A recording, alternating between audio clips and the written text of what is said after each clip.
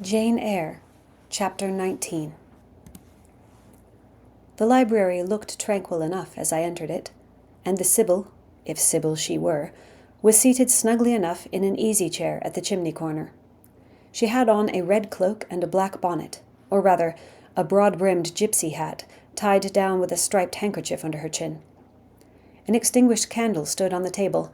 She was bending over the fire, and seemed reading in a little black book, like a prayer book, by the light of the blaze. She muttered the words to herself, as most old women do, while she read. She did not desist immediately on my entrance. It appeared she wished to finish a paragraph. I stood on the rug and warmed my hands, which were rather cold with sitting at a distance from the drawing-room fire. I felt now as composed as ever I did in my life. There was nothing, indeed, in the gypsy's appearance to trouble one's calm. She shut her book and slowly looked up. Her hat brim partially shaded her face, yet I could see, as she raised it, that it was a strange one. It looked all brown and black. Elf locks bristled out from beneath a white band which passed under her chin, and came half over her cheeks, or rather jaws. Her eye confronted me at once, with a bold and direct gaze. "Well, and you want your fortune told?" she said, in a voice as decided as her glance, as harsh as her features. "I don't care about it, mother. You may please yourself. But I ought to warn you, I have no faith." "It's like your impudence to say so. I expected it of you. I heard it in your step as you crossed the threshold." "Did you? You've a quick ear." "I have, and a quick eye and a quick brain." "You need them all in your trade." "I do, especially when I've customers like you to deal with. Why don't you tremble?" "I'm not cold." "Why don't you turn pale?" "I am not sick." "Why don't you consult my art?" "I'm not silly." The old crone nickered a laugh under her bonnet and bandage. She then drew out a short black pipe, and lighting it, began to smoke. Having indulged a while in this sedative, she raised her bent body, took the pipe from her lips, and while gazing steadily at the fire, said very deliberately, "You are cold, you are sick, and you are silly." "Prove it," I rejoined. "I will, in few words. You are cold because you are alone. No contact strikes the fire from you that is in you. You are sick because the best of feelings, the highest and the sweetest given to man, keeps far away from you. You are silly because, suffer as you may, you will not beckon it to approach, nor will you stir one step to meet it where it waits you." She again put her short black pipe to her lips, and renewed her smoking with vigor. "You might say all that to almost anyone who you knew lived as a solitary dependent in a great house." "I might say it to almost anyone, but would it be true of almost anyone?" "In my circumstances." "Yes, just so, in your circumstances, but find me another precisely placed as you are." "It would be easy to find you thousands." "You could scarcely find me one. If you knew it, you are peculiarly situated, very near happiness, yes, within reach of it. The materials are all prepared. There only wants a movement to combine them. Chance laid them somewhat apart. Let them be once approached, and bliss results." "I don't understand enigmas. I never could guess a riddle in my life."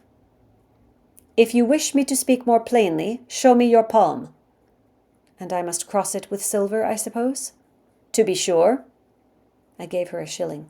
She put it into an old stocking-foot which she took out of her pocket, and having tied it round and returned it, she told me to hold out my hand. I did. She approached her face to the palm, and pored over it without touching it. "It is too fine," said she. "I can make nothing of such a hand as that, almost without lines. Besides, what is in a palm? Destiny is not written there." "I believe you," said I. "No," she continued, "it is in the face, on the forehead, about the eyes, in the lines of the mouth. Kneel, and lift up your head." "Ah, now you are coming to reality," I said, as I obeyed her. "I shall begin to put some faith in you presently." I knelt within half a yard of her. She stirred the fire, so that a ripple of light broke from the disturbed coal. The glare, however, as she sat, only threw her face into deeper shadow. Mine it illumined. "I wonder with what feelings you came to me tonight," she said. when she had examined me a while. "I wonder what thoughts are busy in your heart during all the hours you sit in yonder room, with the fine people flitting before you like shapes in a magic lantern. Just as little sympathetic communion passing between you and them as if they were really mere shadows of human forms and not the actual substance." "I feel tired often, sleepy sometimes, but seldom sad." "Then you have some secret hope to buoy you up and please you with whispers of the future?" "Not I. The utmost I hope is to save money enough out of my earnings to set up a school some day in a little house rented by myself." "A mean nutriment for the spirit to exist on. And sitting in that window seat, you see I know your habits." "You have learned them from the servants." "Ah, you think yourself sharp." "Well, perhaps I have. To speak truth, I have an acquaintance with one of them, Mrs. Poole." I started to my feet when I heard the name. "You have you?" thought I. "There is diablerie in the business after all, then." "Don't be alarmed," continued the strange being. "She's a safe hand, is Mrs. Poole. Close and quiet. Anyone may repose confidence in her. But as I was saying, sitting in that window seat, do you think of nothing but your future school?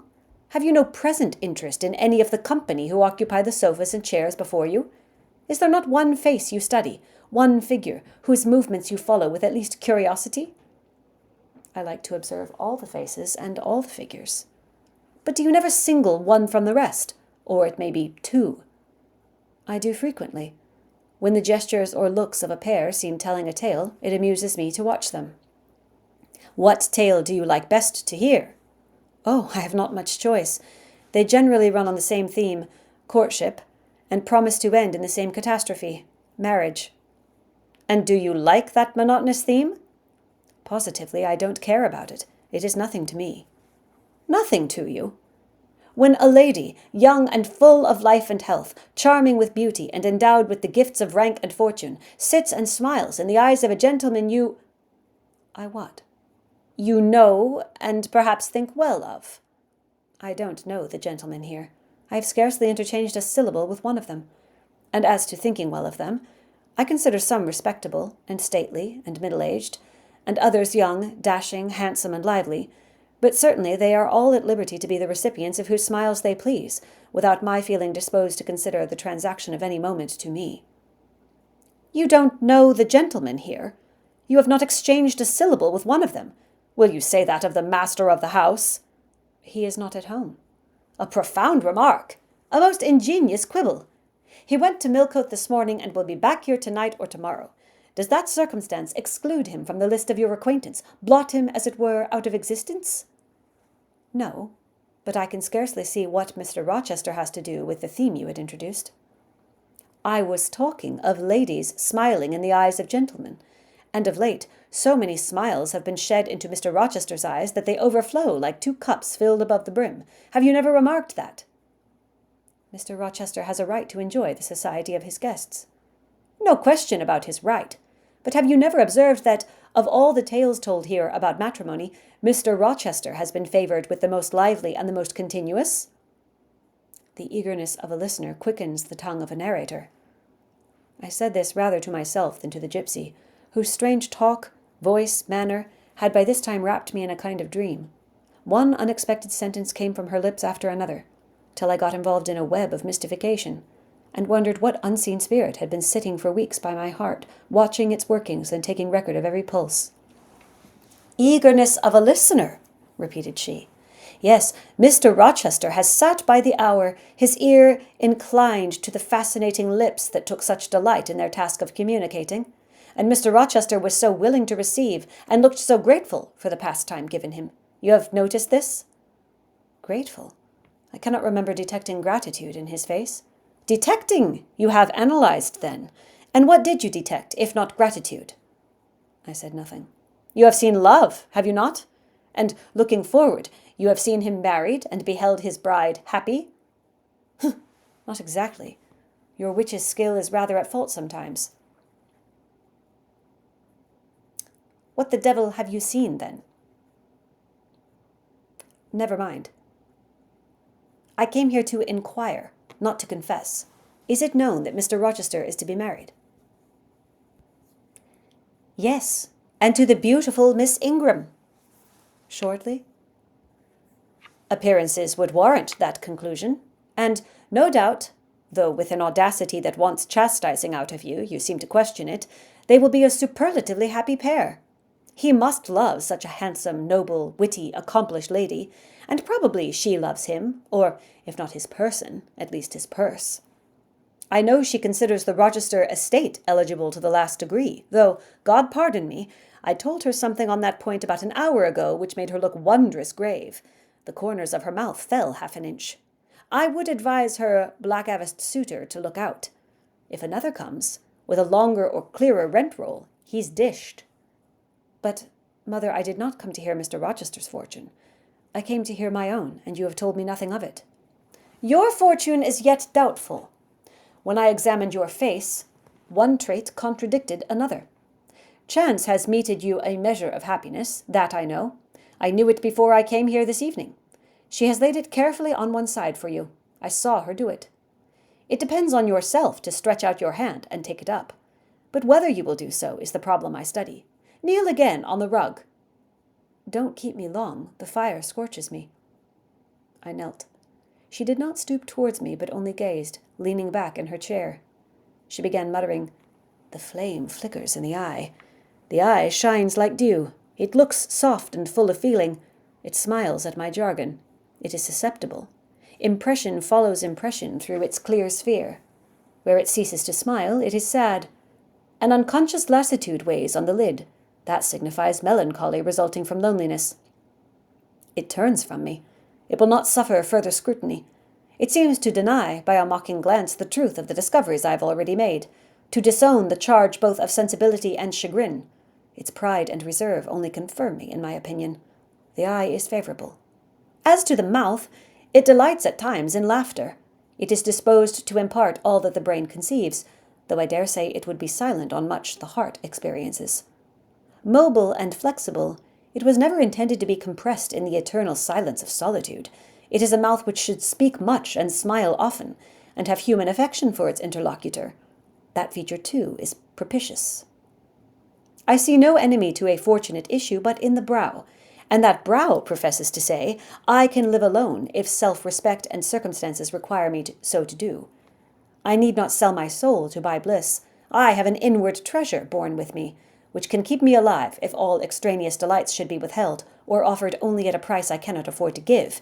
The forehead declares, reason sits firm and holds the reins, and she will not let the feelings burst away and hurry her to wild chasms. The passions may rage furiously, like true heathens as they are, and the desires may imagine all sorts of vain things, but judgment shall still have the last word in every argument, and the casting vote in every decision. Strong wind, earthquake, shock, and fire may pass by, but I shall follow the guiding of that still small voice which interprets the dictates of conscience. Well said, forehead. Your declaration shall be respected. I have formed my plans, right plans I deem them, and in them I have attended to the claims of conscience, the counsels of reason. I know how soon youth would fade and bloom perish if, in the cup of bliss offered, but one dreg of shame or one flavor of remorse were detected. And I do not want sacrifice, sorrow, dissolution. Such is not my taste. I wish to foster, not to blight. To earn gratitude, not to wring tears of blood, no, nor of brine. My harvest must be in smiles, in endearments, in sweet... That will do.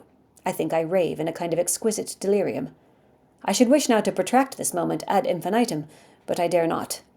So far I have governed myself thoroughly. I have acted as I inwardly swore I would act, but further might try me beyond my strength. Rise, Miss Eyre, leave me. The play is played out. Where was I? Did I wake or sleep? Had I been dreaming? Did I dream still? The old woman's voice had changed. Her accent, her gesture, and all were familiar to me as my own face in a glass, as the speech of my own tongue. I got up, but did not go. I looked.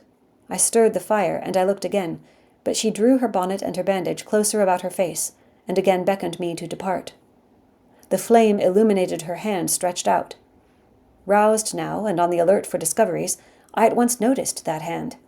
It was no more the withered limb of eld than my own. It was a rounded, supple member, with smooth fingers, symmetrically turned. A broad ring flashed on the little finger, and stooping forward, I looked at it, and saw a gem I had seen 100 times before. Again I looked at the face, which was no longer turned from me. On the contrary, the bonnet was doffed, the bandage displaced, the head advanced. "Well, Jane, do you know me?" asked the familiar voice. "Only take off the red cloak, sir, and then—" "But the string is in a knot. Help me. Break it, sir." "There, then. Off, ye lendings!" And Mr. Rochester stepped out of his disguise. "Now, sir, what a strange idea!" "But well carried out, eh? Don't you think so?" "With the ladies you must have managed well." "But not with you." "You did not act the character of a gypsy with me." "What character did I act? My own?" "No, some unaccountable one. In short, I believe you have been trying to draw me out, or in. You have been talking nonsense to make me talk nonsense. It is scarcely fair, sir." "Do you forgive me, Jane?" "I cannot tell till I have thought it all over. If, on reflection, I find I have fallen into no great absurdity, I shall try to forgive you, but it was not right." "Oh, you have been very correct, very careful, very sensible." I reflected, and thought on the whole I had. It was a comfort, but indeed I had been on my guard almost from the beginning of the interview. Something of masquerade, I suspected. I knew gypsies and fortune-tellers did not express themselves as this seeming old woman had expressed herself. Besides, I had noted her feigned voice, her anxiety to conceal her features. But my mind had been running on Grace Poole, that living enigma, that mystery of mysteries, as I considered her. I had never thought of Mr. Rochester. "Well," said he, "what are you musing about? What does that grave smile signify?" "Wonder and self-congratulation, sir. I have your permission to retire now, I suppose?" "No. Stay a moment, and tell me what the people in the drawing-room yonder are doing." "Discussing the gypsy, I dare say." "Sit down. Let me hear what they said about me." "I had better not stay long, sir. It must be near 11 o'clock. Oh, are you aware, Mr. Rochester, that a stranger has arrived here since you left this morning?" "A stranger? No, who can it be? I expected no one. Is he gone?" "No. He said he had known you long, and that he could take the liberty of installing himself here till you returned." "The devil he did! Did he give his name?" "His name is Mason, sir, and he comes from the West Indies. From Spanish Town, in Jamaica, I think." Mr. Rochester was standing near me. He had taken my hand, as if to lead me to a chair. As I spoke, he gave my wrist a convulsive grip. The smile on his lips froze. Apparently a spasm caught his breath. "Mason! The West Indies," he said, in the tone one might fancy a speaking automaton to announce its single words. "Mason! The West Indies," he reiterated, and he went over the syllables 3 times, growing, in the intervals of speaking, whiter than ashes. He hardly seemed to know what he was doing. "Do you feel ill, sir?" I inquired. "Jane, I've got a blow. I've got a blow, Jane." He staggered. "Oh, lean on me, sir." "Jane, you offered me your shoulder once before. Let me have it now." "Yes, sir, yes, and my arm." He sat down and made me sit beside him. Holding my hand in both his own, he chafed it, gazing on me at the same time with the most troubled and dreary look. "My little friend," said he, "I wish I were in a quiet island with only you, and trouble and danger and hideous recollections removed from me." "Can I help you, sir? I'd give my life to serve you." "Jane, if aid is wanted, I'll seek it at your hands. I promise you that." "Thank you, sir. Tell me what to do. I'll try, at least, to do it." "Fetch me now, Jane, a glass of wine from the dining-room. They will be at supper there. And tell me if Mason is with them and what he is doing." I went. I found all the party in the dining-room at supper, as Mr. Rochester had said. They were not seated at table. The supper was arranged on the sideboard. Each had taken what he chose, and they stood about here and there in groups, their plates and glasses in their hands. Everyone seemed in high glee. Laughter and conversation were general and animated. Mr. Mason stood near the fire, talking to Colonel and Mrs. Dent, and appeared as merry as any of them. I filled a wine-glass. I saw Miss Ingram watch me frowningly as I did so. She thought I was taking a liberty, I dare say, and I returned to the library. Mr. Rochester's extreme pallor had disappeared, and he looked once more firm and stern. He took the glass from my hand. "Here is to your health, ministrant spirit," he said. He swallowed the contents and returned it to me. "What are they doing, Jane?" "Laughing and talking, sir." "They don't look grave and mysterious, as if they had heard something strange?" "Not at all. They are full of jests and gaiety." "And Mason?" "He was laughing too." "If all these people came in a body and spat at me, what would you do, Jane?" "Turn them out of the room, sir, if I could." He half smiled. But if I were to go to them, and they only looked at me coldly, and whispered sneeringly amongst each other, and then dropped off and left me one by one, what then? Would you go with them? I rather think not, sir. I should have more pleasure in staying with you. To comfort me? Yes, sir, to comfort you as well as I could. And if they laid you under a ban for adhering to me? I probably should know nothing about their ban, and if I did, I should care nothing about it. Then you could dare censure for my sake? I could dare it for the sake of any friend who deserved my adherence, as you, I am sure, do. Go back now into the room, step quietly up to Mason, and whisper in his ear that Mr. Rochester is come and wishes to see him. Show him in here, and then leave me. Yes, sir. I did his behest. The company all stared at me as I passed straight among them. I sought Mr. Mason, delivered the message, and preceded him from the room. I ushered him into the library, and then I went upstairs. At a late hour, after I had been in bed some time, I heard the visitors repair to their chambers. I distinguished Mr. Rochester's voice, and heard him say, "This way, Mason, this is your room." He spoke cheerfully. The gay tones set my heart at ease. I was soon asleep.